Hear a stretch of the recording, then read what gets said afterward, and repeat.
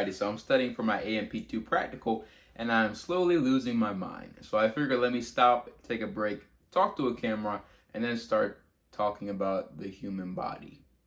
Yeah, it made more sense in my head, but we're just gonna go with it.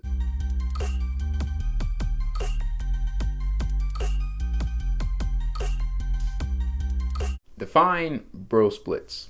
Essentially, you're gonna train 1 to 2 muscles once a week and perform exercises to target those muscles. In fact, the most popular bro split, even in high school, I remember we did this, was International Chest Day, Leg Day, back and buys, right? Shoulders, arms, and occasionally some people will pick a day just to train their abs. In recent years, the whole bro split has gotten a couple negative vibes from experienced lifters and scientists. And here's why. Also going forward, I'm going to channel my inner nerd. So just to make sure I'm making sense, I'm going to define a couple terms going forward. We're going to talk about volume. Volume is basically how many weekly sets you're performing for each muscle group. There's intensity, which is how hard you're training. There's load, which is basically the weight that you're lifting. There's reps, repetitions, and of course recovery. And there's also frequency, which is how often you're training. So a lot of experienced lifters and scientists argue that you could simply just take the volume or the sets and spread them across the week and increase your frequency. So instead of just training chest one day, you could train it 2 to 3 times a week, and so on with the other body parts. So a lot of people say you can optimize or maximize your gains by performing a bro split. Some people treat bro splits like they're a shady monster with shifty eyes.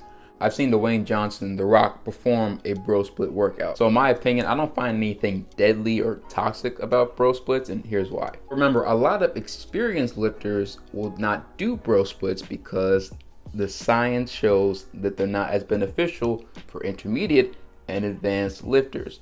However, what about beginners? Beginners are like the all-time chosen ones for bro splits. Here's why. For beginners, they don't need as much volume, as much intensity, as much frequency. Your body's gonna respond incredibly well to 2 or 3 sets of an exercise. It's crazy. In this video, we're gonna talk about 3 reasons why I think bro splits are better than you think. And this is gonna be a beginner's edition. And even some intermediate individuals can benefit from the points in this video, such as myself. For those intermediate lifters who are internally screaming, hear me out. Big shout out to Menno Henselman, who actually posted an article about bro splits versus full body. Now in this specific study, intermediates trained low frequency, aka bro splits, and another group trained high frequency, aka full body. While the full body group gained more strength, overall there wasn't a significant difference in the amount of muscle or fat-free lean mass that was gained between the two groups. In addition, he mentioned how one of the big factors that actually determines hypertrophy is volume. A bro split actually provides a good amount of volume for beginners and even intermediates. Just want to put this study out there so as we move forward, I know not everyone's going to agree with my logic, but that's the beauty of opinions. So with that in mind, let's go ahead and tackle the first benefit of a bro split. So I think one of the best things about a bro split is how often you get to perfect your form. Don't get me wrong, you can perfect your form in upper body, lower body, full body, push-pull legs, etc. However, if you're doing an upper body workout, you won't be benching as much as you would on chest day. By using a day to train your muscle, you're also using a day to perfect your form. For example, some people will do a bench press on a chest day, then they'll do an incline bench press, they might even do a floor press. That's multiple times getting used to form and having multiple times doing repetition. Rarely on any full body or upper body would you do 3 pressing exercises on your chest, but the more pressing you're doing, the more you get a chance to perfect your form. And as your form gets better, there's something else that's going to just naturally increase as a byproduct of that, strength gains. I'm going to sound really crazy to most experienced personal trainers and lifters, but hear me out. If you're only benching 3 times throughout the entire week, strength isn't going to be 100% consistent throughout the whole entire week. So if you're a beginner who's not slacking off, you'll walk into the gym, you'll put in your effort for the bench press, you've been doing it for a couple weeks, and you're like, why is the weight so light? Let me add some more weight to the bar. Come back next week, more weight, more weight. And when I was a beginner, I remember at least increasing weight for 3 to 4 months because I was just taking a week to recover. I'd come back refreshed, I could put in a little bit more effort each time and I was getting stronger, each time instead of me benching multiple times throughout the week. I also can't stress to you guys enough that this technique of getting stronger week by week works really, really well for beginners. Now, the more advanced you get, that's a whole different story. Someone who's intermediate like me may need to bench 2-3 times a week to sort of increase their strength on the bench. A beginner, that would be a nightmare. That increases soreness, which breaks down form, which increases injury, and that's just a big, big no-no. Just keep that in mind. And now the third benefit of bro splits is actually the fact that they're really simple.